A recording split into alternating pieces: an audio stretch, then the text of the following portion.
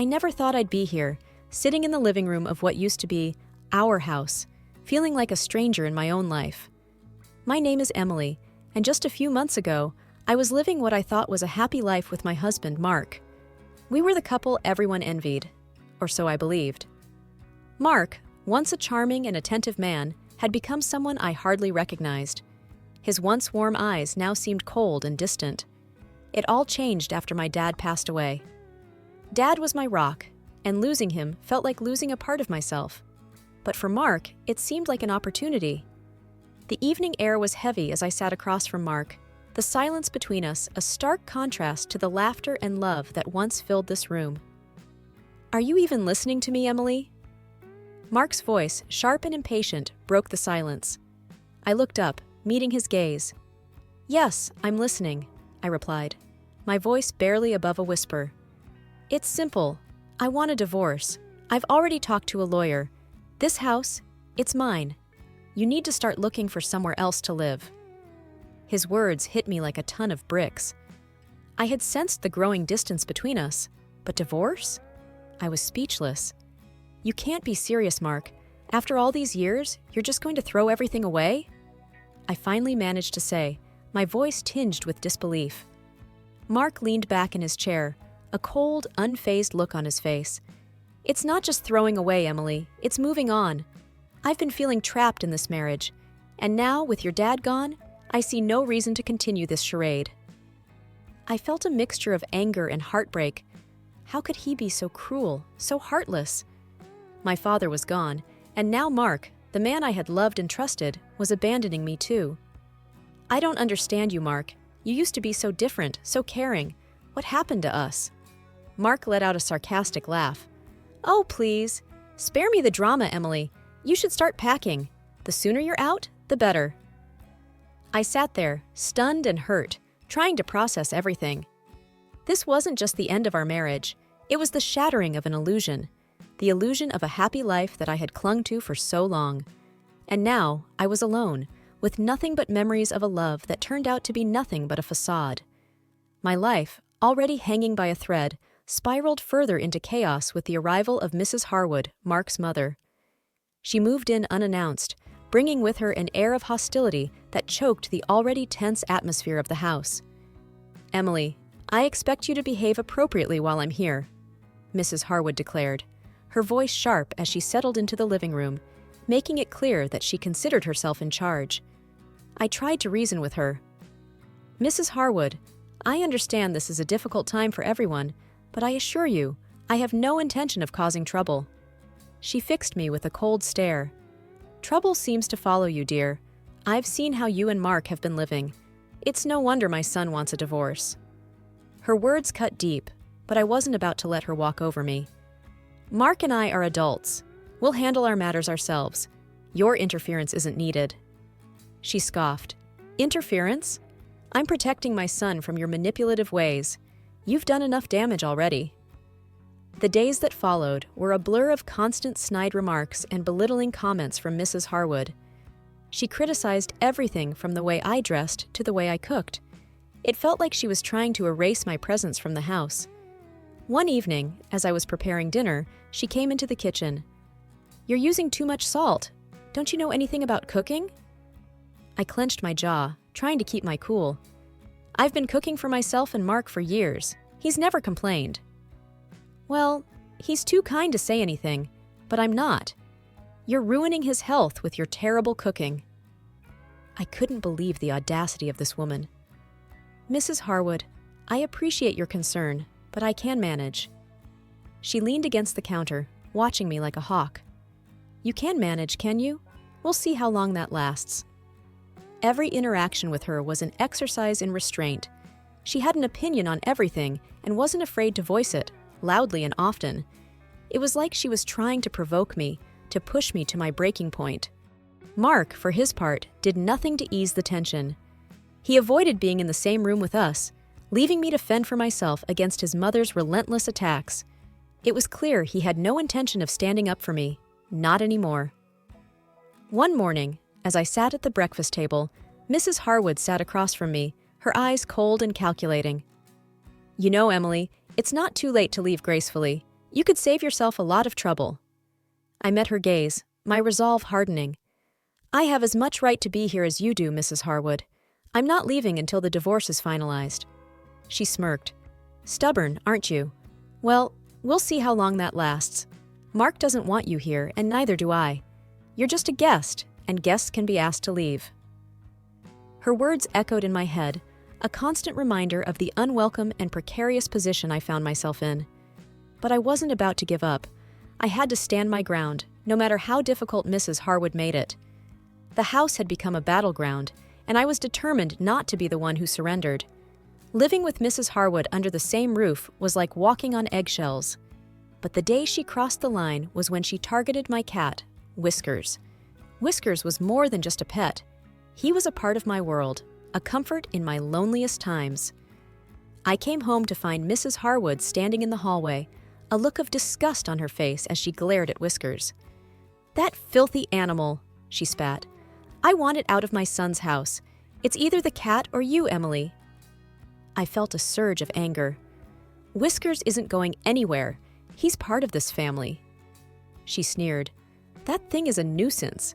I won't have it shedding and spreading germs all over." I couldn't believe what I was hearing. "He's a harmless cat, Mrs. Harwood. You're being unreasonable." She moved closer, her voice cold and harsh. "Listen here, Emily. I call the shots now.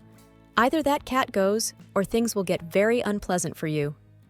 I knew arguing with her was futile. She had made up her mind, and nothing I said would change it. I had to think fast. That's when I remembered my friend Sarah, an animal lover who had always adored Whiskers.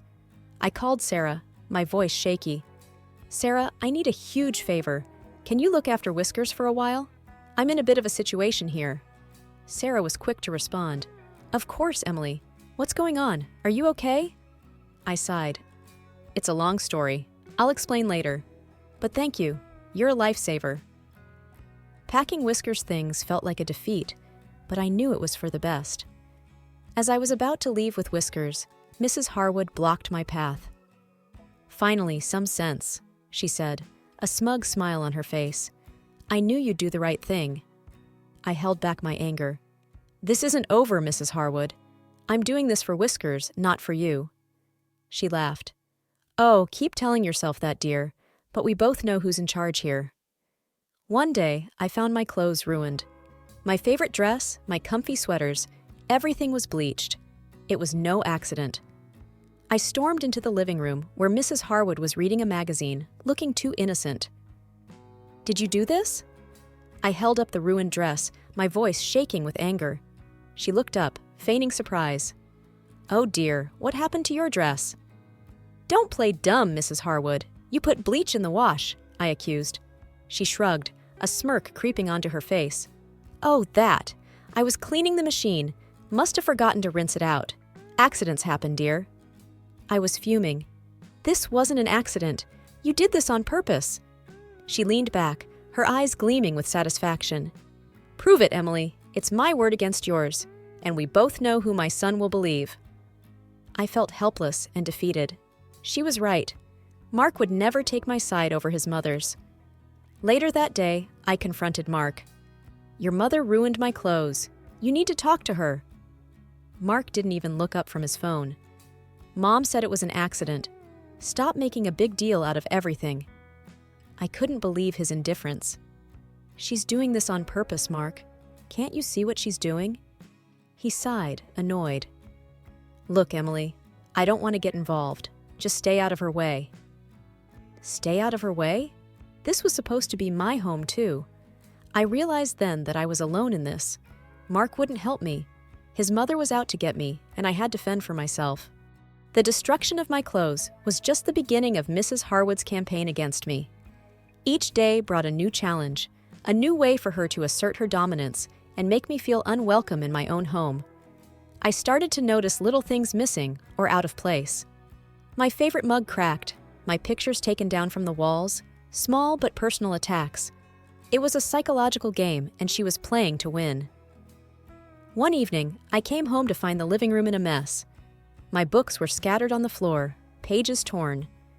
I confronted Mrs. Harwood, who was sitting calmly with a cup of tea. "Did you do this?" I asked, holding up a torn book. She glanced at it, then back at me, with a cold, indifferent expression. "Oh, those old things? I thought they were trash. You should be more careful about what you leave around." I was outraged. "These are my books, Mrs. Harwood. You have no right to touch them." She shrugged, unfazed. "This is my son's house. I'll do as I please. Maybe you should start packing your trash." I felt a burning anger, but also a sense of helplessness. Arguing with her was pointless. She had made it clear that she didn't respect me or my belongings. The next morning, I found my toiletries thrown in the trash. My shampoo, my face cream, everything gone. I dug them out, my hands shaking with anger. This was more than just petty sabotage. It was a declaration of war. I confronted Mark again. "Your mother threw away my toiletries. This has to stop." He barely glanced at me. "Maybe it was a mistake. Just buy new ones." "A mistake? She's doing this deliberately, Mark. Can't you see that?" I was near tears, frustrated by his continued indifference. He stood up, his voice cold. "I'm not getting into this, Emily. Sort it out with her." Sort it out with her? How was I supposed to sort out deliberate cruelty? I tried to keep to myself, to avoid Mrs. Harwood, but she seemed to take my avoidance as a challenge. She'd make loud, snide comments about me on the phone, ensuring I could hear every word. She'd accidentally spill things on the floor I'd just cleaned, watch me as I cleaned up, a satisfied smirk on her face. One afternoon, I found my laptop screen cracked. It was the last straw. I stormed into the kitchen, where Mrs. Harwood was humming to herself. "What did you do to my laptop?" I demanded, my voice shaking with rage. She turned, feigning ignorance. "Oh, did something happen to your laptop? That's unfortunate." "You did this, didn't you? You're trying to make my life hell." She leaned in, her voice a venomous whisper. "You brought this on yourself, Emily. You're not wanted here. The sooner you realize that, the better." Just when I thought things couldn't get worse with Mrs. Harwood, she struck where it hurt the most. My father's pictures, the last memories I had of him, were gone. I had put them up in the living room, a small comfort in these trying times. But now, the walls were bare, as if he had never been a part of my life. I found Mrs. Harwood in the kitchen, smirking over a cup of coffee. "Where are my father's pictures?" I demanded, trying to keep my voice steady. She looked up, feigning confusion. "Pictures? Oh, those old things. We needed more space. This isn't a shrine, Emily." I felt a surge of anger, my hands trembling. "Those were my father's pictures. You had no right to take them down." She shrugged, her voice cold and dismissive. "They were depressing, always staring at us. It's time to move on, Emily. He's gone, and clinging to the past won't change that." I couldn't believe her cruelty. "You can't just erase him from my life. Those pictures were all I had left of him." She stood up, towering over me. "Your father has nothing to do with this house. It's time you accepted that and moved on. Just like your marriage, it's in the past now." I wanted to scream, to cry, to do something to show how much she had hurt me, but I knew that's what she wanted. So, I held back, biting my tongue. "You're heartless," I said, my voice barely above a whisper. She laughed, a harsh, grating sound. "I'm practical, Emily. It's a trait you clearly lack. You should learn to let go." I left the kitchen, my heart heavy with loss and anger. Mrs. Harwood had taken the last piece of my father from me, and it felt like losing him all over again. That night, I lay in bed, staring at the ceiling, the empty spaces on the walls echoing in my mind. Mrs. Harwood's words kept replaying in my head. Let go. Move on. But how could I? Those pictures were more than just images. They were a connection to my father, a reminder of his love and presence in my life. I knew then that this was more than just a battle over living space. It was a fight for my memories, my past, and my identity. Mrs. Harwood had declared war on the most personal parts of my life, and I couldn't let her win. I had to find a way to fight back, to reclaim my father's memory and my right to mourn him. It was a battle I couldn't afford to lose. Just when I thought all hope was lost, a call from a notary changed everything. I was sitting in my room, trying to muster the strength to face another day with Mrs. Harwood, when my phone rang. Mrs. Emily Harwood? This is John Carter, the notary handling your father's will. We need you to come in to discuss some important matters. The voice on the other end said. I was taken aback. My father's will? I wasn't aware he had left anything. Yes, he did. It's quite urgent. Can you come in today? Mr. Carter's tone was serious. I agreed, curiosity and a glimmer of hope stirring within me. Maybe this was the break I needed. At the notary's office, Mr. Carter handed me a folder. Your father left you a significant amount of money, Miss Emily, enough to start a new life. I was speechless. My father, always the quiet supporter, had given me a lifeline. And there's something else, Mr. Carter continued, handing me another set of documents. Your father left these for you. He said they were important.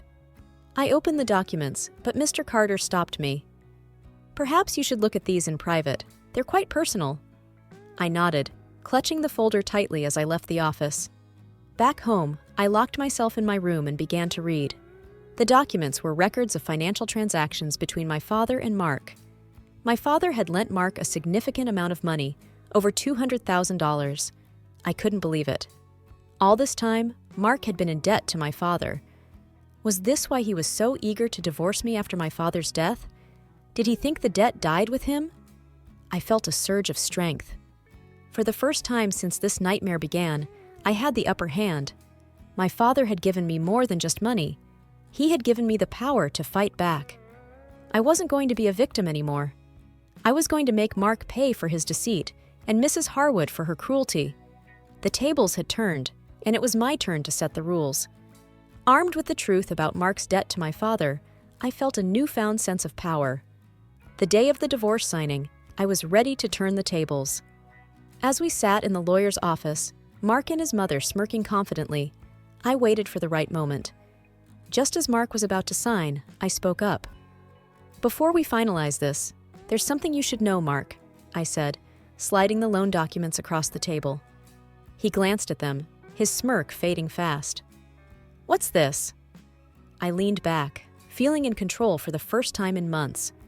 That's the debt you owe my father, over $200,000, and now it's owed to me. Mrs. Harwood's eyes widened in shock. What debt? Mark, what is she talking about? Mark's face was a mask of panic. It's nothing, Mom. Just some old business between Emily's dad and me. I laughed. So, you thought you'd get away with not repaying him? That's why you were so eager to get rid of me? Mark didn't meet my eyes. It's complicated, Emily. I was in trouble, and your dad offered to help. I shook my head, disgusted. You were going to leave me with nothing while sitting on a debt you owed my father. You're despicable. He tried to touch me, but I backed away. You've been hiding this. You owe me that money, and I intend to collect. The lawyer, a middle-aged man who had been silent till now, interjected. If these documents are legitimate, Mr. Mark, you're legally obligated to repay this debt. Mrs. Harwood turned to her son, her voice rising. You borrowed money from her father, and now we have to pay her? Mark tried to speak, but I was faster. Yes, he did, and he thought he could escape it by divorcing me quickly after my father's death. The room was tense, the air thick with the revelation. Mrs. Harwood looked from the documents to Mark, her expression one of betrayal and anger. You've been lying to us all along, she hissed at Mark. You put us in this mess. Mark's usual confident demeanor had crumbled. He looked defeated, cornered. I had no choice. I was in trouble, and Emily's dad offered to help. I stood up, feeling a rush of satisfaction. Well, now you can repay that help. Every single dollar. You thought you could outsmart me, but you were wrong. Mrs. Harwood was fuming. We'll fight this. We won't let you take everything from us. But I knew I had the upper hand. You can try, but the law is on my side. I suggest you start figuring out how you're going to repay the debt. As I walked out of the lawyer's office, I felt a sense of triumph. For so long, I had been under Mark and his mother's control, their whims and cruelty dictating my life. But now, the tables had turned. I had them right where I wanted, and I wasn't going to let them off easy. This was my chance to get back what I was owed, and I was going to take it. The day Mark and Mrs. Harwood sold the house to repay the debt was the day I finally felt free. As they packed their last boxes, I couldn't help but savor the moment. "You brought this on yourself, Mark," I said, watching him struggle with a heavy box. "You could have been honest with me." He avoided my gaze, his shoulders slumped. "I know. I'm sorry, Emily." Mrs. Harwood, looking older and more defeated than ever, chimed in. "This is all your fault. You've ruined everything." I shook my head, no longer affected by her words. "No, Mrs. Harwood, you two did this to yourselves. I'm just claiming what's rightfully mine." They left without another word, and I watched as their car disappeared down the road. It was the end of an era, one filled with pain and betrayal, but also growth and resilience.